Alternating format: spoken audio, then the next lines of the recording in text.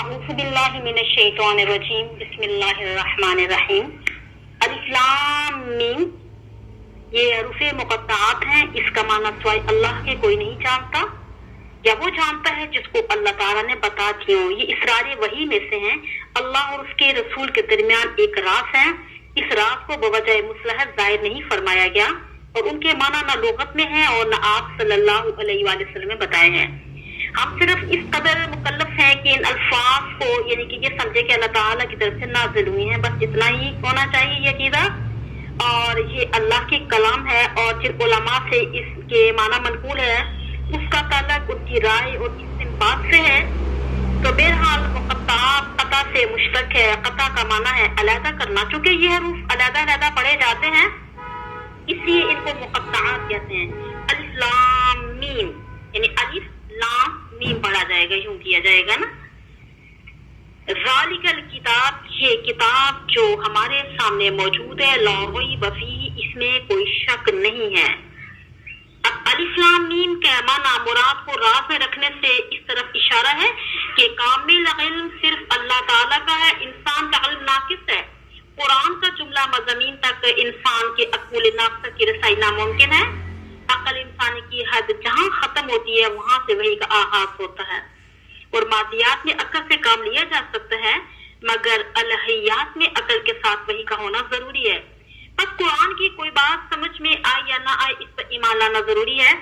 الف لام میم کا جملہ ایک نبی امی کی زبان سے نکلا جس سے ساری کائنات کو عاجز کر دیا۔ ساری کائنات مل کر اس جیسا ایک جملہ لانے سے تا قیامت عاجز ہے، کسی کو یعنی کہ کوئی بھی کلام اس کے مقابلے میں نہیں لایا جا سکتا۔ یہ قرآن کا اعجاز کی صریح دلیل ہے۔ ذالک الکتاب سورۃ البقرہ کا دوسرا جملہ ہے جو مبتدا اور خبر سے مرکب ہے۔ ذالک مبتدا، الکتاب خبر۔ اب گرامر کا قاعدہ ہے کہ مبتدا اور خبر دونوں معرفہ ہوں تو حصر کا فائدہ دیتے ہیں، تو معنی یہ ہوا یہ قرآن ہی کتاب ہے، تو کتاب تو بس یہی ایک کتاب کامل ہے۔ مطلب یہ ہوا کہ قرآن ایک ایسی کامل کتاب ہے جس میں انسان کے یعنی تین ادوار زندگی یعنی دنیا، برزخ، آخرت کے متعلق مضامین پائے جاتے ہیں۔ پوری کائنات میں کوئی دوسری کتاب ایسی نہیں کہ جو انسان کے تینوں دوروں سے متعلق ہو۔ اب ذالک اصل میں اشارہ بعید کے لیے ہے، اب جس کا معنی ہے کہ وہ اشارہ قریب کے لیے، اور ہاذا بولا جاتا ہے اور جس کا معنی ہے یہ بعید، دو قسم ہے، بعید مکانی اور بعید رتبی، اور یہاں بہت سے مراد بہت رتبی ہے، اور ذالک اشارہ کر رہا ہے قرآن کی عظمت اور تکریم کی طرف۔ پس معنی یہ ہوا یہ معظم اور مکرم کتاب ہے۔ لا ریب فیہ یہ تیسرا جملہ ہے جو قرآن کے کمال پر دلالت کرتا ہے، اور مطلب یہ ہے کہ قرآن کے کلام الہی اور اللہ تعالیٰ کی طرف سے نازل ہونے میں ذرا بھی شک و شبہ نہیں ہے۔ ریب یعنی معنی شک و شبہ کے ہیں، اور ریب کی حقیقت یہ ہے کسی چیز کے متعلق کسی طرح وہم ہو مگر بعد میں اس وہم کے خلاف ثابت ہو۔ شک کی دو صورتیں ہو سکتی ہیں، اول یہ کہ فی الواقع چیز میں شک ہو، اور دوسری صورت یہ ہے کہ کوتاہی اندیشی یا ضد و عناد کی وجہ سے کوئی شک کرے۔ اب لا ریب فیہ میں پہلی صورت کی نفی کی گئی ہے۔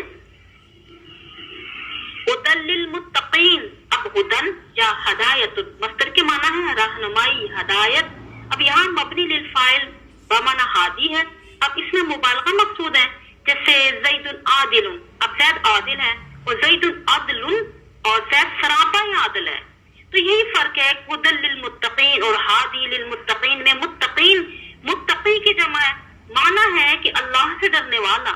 اب تقوی مشتق ہے، تو اب تقوی کے اصل معنی یہ ہے کہ نفس کو ہر اس چیز سے بچانے کے جس سے نقصان پہنچنے کا اندیشہ ہو۔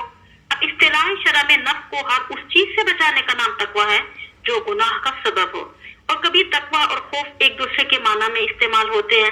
اب اس جگہ یہی مراد ہے، یعنی خوف معنی یہ ہوا یہ کتاب سراپا ہدایت ہے اللہ سے ڈرنے والوں کے لیے۔ تو دراصل قرآن ہدایت ہے سارے انسانوں کے لیے، جیسے دوسری جگہ ارشاد باری تعالیٰ ہے کہ ہدی للناس، لیکن اس سے فائدہ اٹھائیں گے جن کے دل میں اللہ کا خوف ہوگا اور جن کا ضمیر زندہ ہوگا۔ جس طرح بارش کا اثر مردہ زمین پر نہیں ہوتا، اس طرح قرآن کا اثر مردہ دل پر نہیں ہوتا۔